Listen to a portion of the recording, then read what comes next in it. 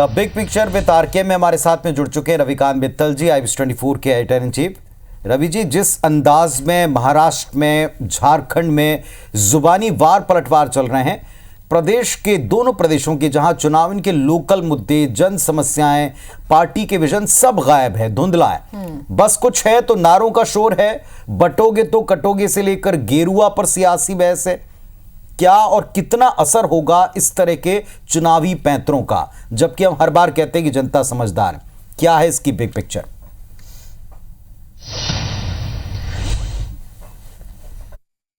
बिल्कुल पुनीत, देखिए, ना विकास पर, ना रोजगार पर, ना महिला युवाओं के मुद्दों पर और ना ही किसान के ऊपर अगर हम देखें तो महाराष्ट्र और झारखंड में जो पूरा चुनाव है अब वो बटोगे तो कटोगे के नारे के आसपास सिमट गया है। और ये जो नारा था ये योगी आदित्यनाथ जी ने दिया था, जो उत्तर प्रदेश के मुख्यमंत्री हैं, और उनने जो ये नारा दिया बटोगे तो कटोगे, अब ये पूरा जो नारा है वो अपन देख रहे हैं कि किस तरीके से पूरा जो चुनाव है उसकी धुरी बन गया है। और ये आखिर ऐसा क्यों हुआ है, कि ऐसा क्या हुआ? देखिए क्या है इसके पीछे, अगर हम थोड़ा पीछे जाएं तो लोकसभा चुनाव में राहुल गांधी ने जाति जनगणना का एक बड़ा मुद्दा उठाया। उन्होंने ये कहा कि हम अगर सरकार में आते हैं तो जाति जनगणना कराएंगे और जिसकी जाति में जनसंख्या ज़्यादा होगी उसको उतना आरक्षण दिया जाएगा। और यहाँ तक उन्होंने कहा कि जो 50% की जो दीवार सुप्रीम कोर्ट ने खड़ी कर रखी है उसे भी हम तोड़ देंगे। उस नारे का या उस बात की जो असर हुआ वो बीजेपी को लगता है कि कुछ राज्यों में उनको नुकसान कर गया, खासकर कि महाराष्ट्र में, यूपी में। ये उन्हें बीजेपी को लगता रहा कि यार ये हमको नुकसान कर रहा है, तो अब क्या होगा। तो जब ये जो नारा आया कि बटोगे तो कटोगे, बीजेपी को लगा कि इस नारे में ये बात है कि जो जाति जनगणना की वजह से जो उनका वोट जो बट रहा है उसको वो दोबारा से ये कटोगे का डर दिखाकर जोड़ सकते हैं। हालांकि ये जो नारा था ये योगी आदित्यनाथ ने बांग्लादेश के कॉन्टेक्स्ट में दिया था, जब वहाँ पर हिंदुओं के ऊपर काफ़ी अत्याचार हो रहा था या उनको परेशान किया जा रहा था। लेकिन ये बीजेपी को लगा कि नहीं यार, ये तो जो नारा है ये चुनाव में फिट हो सकता है। और अब ये नारा जो है बीजेपी का हर नेता ले उड़ा है। यानी कि प्रधानमंत्री मोदी भी अपनी सभाओं में बटोगे कटोगे तो नहीं बोलते, लेकिन वो कहते हैं कि एक रहोगे तो सेफ रहोगे। उन्होंने उसको थोड़ा सा अपने उसके हिसाब से सौम्य कर दिया है, लेकिन मतलब वही है। लोग कुछ कहते हैं कि एक रहना है, नेक रहना है। तो चाहे मोदी हो, चाहे देवेंद्र फडणवीस हो या बीजेपी के दूसरे नेता हैं, अब उन्होंने इस नारे को मुख्य मुद्दा बना लिया है, मेन अपना एक केंद्रित कर दिया है अपनी सारी कैंपेनिंग को। अब जब ये नारा हिट हुआ तो क्या हुआ कि जो कांग्रेस थी, जिसको ये लग रहा था कि महाराष्ट्र वो जीती हुई बैठी है, उसको फिट्स आने लगे। और इस चक्कर में जो उनके अध्यक्ष थे उन्होंने योगी आदित्यनाथ को ही राजनीति के अयोग्य बता दिया, अयोग्य घोषित कर दिया। और उन्होंने बोला कि भाई जो भगवा कपड़े पहनते हैं या गेरुआ वस्त्र पहनते हैं उनको राजनीति नहीं करनी चाहिए, उनको राजनीति से बाहर होना चाहिए।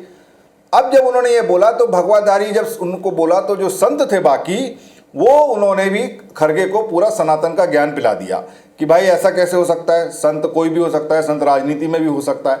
तो आखिर ये जो पूरा चुनाव था इतने बड़े मुद्दे छोड़ के, विकास के मुद्दे छोड़ के, आखिर इस पर क्यों आ गया? तो मेरा जो ऑब्जर्वेशन है पुनीत की, जो इसमें पहली चीज़ तो ये थी कि MVA यानी कि जो कांग्रेस लीड वाला गठबंधन है उसने लोकसभा इलेक्शन में वहां पर बहुत अच्छा प्रदर्शन किया था। यहां तक कि कांग्रेस का अगर सबसे अच्छा प्रदर्शन कहीं था तो महाराष्ट्र में था, जिसमें वो 13 सीट जीती थी। तो उनको ये लगता था कि ये चुनाव तो हम जीते बैठे हैं। लेकिन एक पहले उनको झटका लगा जब उनकी हरियाणा में हार हुई, जहां पर उनको लगता था कि वो जीते हुए हैं।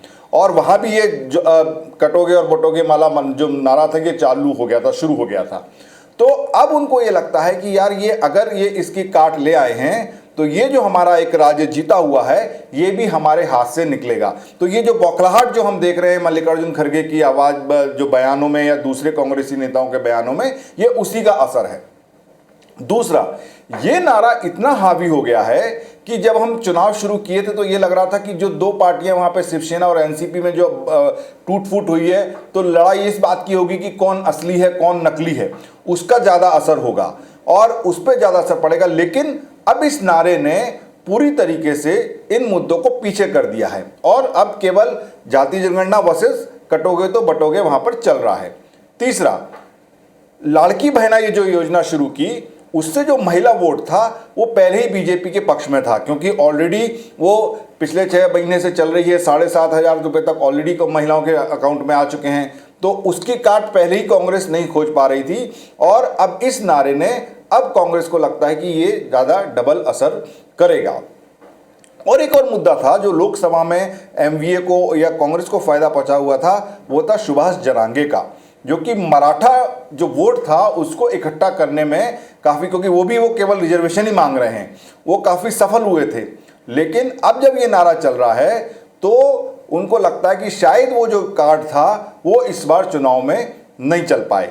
तो ये सारी बातें जब हो रही हैं तो एक ये बड़ा मतलब ये जो सबसे बड़ा मुद्दा है, जो आपने भी कहा, ये सबसे बड़ा हो गया है।